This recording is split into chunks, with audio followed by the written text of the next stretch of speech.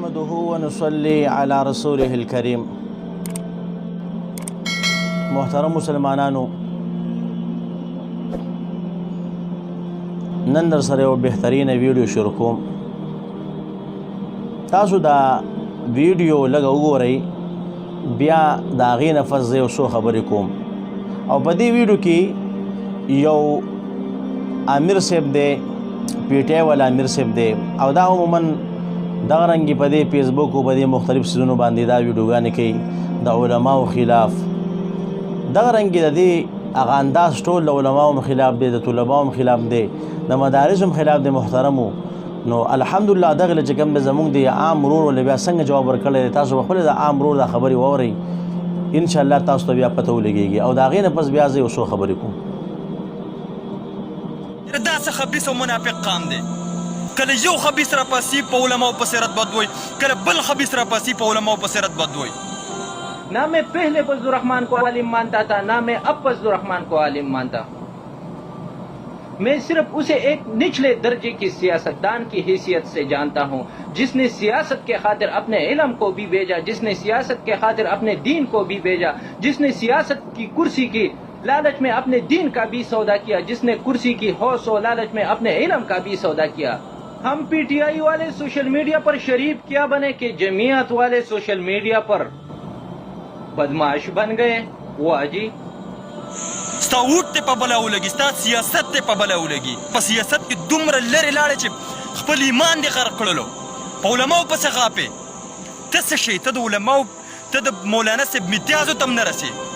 مولانا صاحب د دې وخت پیر دی، د دې وخت درویش دی، د دې وخت بزرگان، د دې وخت شیخان مولانا صاحب مني. مولانا قاسم صاحب، شیخ ادریس صاحب، تقی عثمانی صاحب، د خانه کعبې امام دیر بابا جی صاحب، مغفور الله بابا جی صاحب، مفتی ضروري خان صاحب، قاسم صاحب، غټې غټې هستیانې.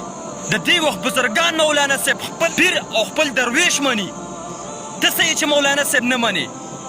مولانا صاحب الله پاک منلی دی او ډېر مخکې منلی دی. دا درته زه د خپلې خولې خبرې نه کوم. د دې وخت بزرگ عالم الدین شیخ الحدیث و تفسیر مولانا مفتی محمد ضروري خان صاحب دا خبره کوي. واوره دا منافقه فاسقه فاجره، دا واوره. कुछ लोग बड़े फख्र से कहते हैं हम उलमा को मानते हैं लेकिन मौलाना फजल रहमान को नहीं मानते और बड़े गलत अलकाब लेते. बहरहाल मौलाना फजल रहमान वो एक फर्द नहीं है, वो एक कायनात है. फजल रहमान एक जमात का नहीं, पूरे इदारों का और बहुत सारे तंजीमों का सरबराह है. अगर कोई कहे कि मैं आसमान को मानता हूं लेकिन जो आसमान मेरे घर पर है उसको नहीं मानता हूं, तो अहमक है, बेवकूफ है. फजल रहमान उस मकाम पे पहुंच चुका है कि वो आपके और हमारे मानने के नहीं है. हम माने या न माने, खुदा के यहां माना गया है. इसलिए अपना मुंह कंट्रोल करें. मौलाना ना आपकी ताईद व हिमायत का मुख्ताज है, खुदा की नुसरत उन पर दिन रात बरस रही है. गिले शिकवे तो हमें भी उनसे है, ये बात तो नहीं है, हमने बहुत मेंबर पर तफसील की. गिले शिकवे तो अपनों से होते ही रहते हैं. लेकिन मौलाना फजल रहमान हक का एक मुसम्मम दीवार है. वो अहले सुन्नत वल जमात का सिपहसालार है. वो देवबंदियों का इस जमाने का मोहम्मद बिन कासम है. वो अपने जमाने का खालिद बिन वलीद है. और उनके इतने इस्तिमरार और इस्तिकामत के साथ तो बड़े बड़े मुखालिफीन ने दाद दिए. आप क्यों ऐसे पत्थर के दिल रखते हैं कि उसमें नरमी नहीं आती है? वाज़ेह रहा है कि मैं जमीयत उलमा इस्लाम या मौलाना फजल रहमान ग्रुप का न कारकुन हूँ न जमीयत का रुकन हूँ, लेकिन मसलक के सतह पर उनको अदब और एहतराम से पेश आता हूँ और उनको अपनी ताईद और हिमायत से आरास्ता करना अपने फराइज़ी मनसबी समझता हूँ. तो जब आप मेरी इक्तिदा में नमाज पढ़ते हैं और मेरी बातें सुनते हैं तो आपको मौलाना के बारे में ताज़ीम का ख्याल रखना. محترمو، تاسو د امیر صاحب دا خبرې واورېدلې او الحمدلله زمونږ د ورور ول ډېر مضبوط جوابونه ورکړي دي. خو دا امیر صاحب په دې ویډیو کې د امیر صاحب چې کوم دی د علماو خلاف خبرې کړې دي او د امیر صاحب وایي چې مولانا عبدالرحمن صاحب یادوي چې نه خو ما دا مخکې چې کوم دی عالم منلو او نه یې وس منمه او زه دا یو لاندې درجې والا سیاستدان چې کوم دی منمه. نو محترمو د ډېر زیات خراب الفاظ ویل دي چې هغه مناسب نه دي. خو بهرحال زه دې امیر صاحب ته دا ویم چې امیر صاحب په یو هندو باندې وایي بټخیل نه ورانېږي. ته پښتون یې زما په دې متل به ښه پوهېږې، بیان دې په اردو کې کړی دا خبرې، خو نور پښتون یې.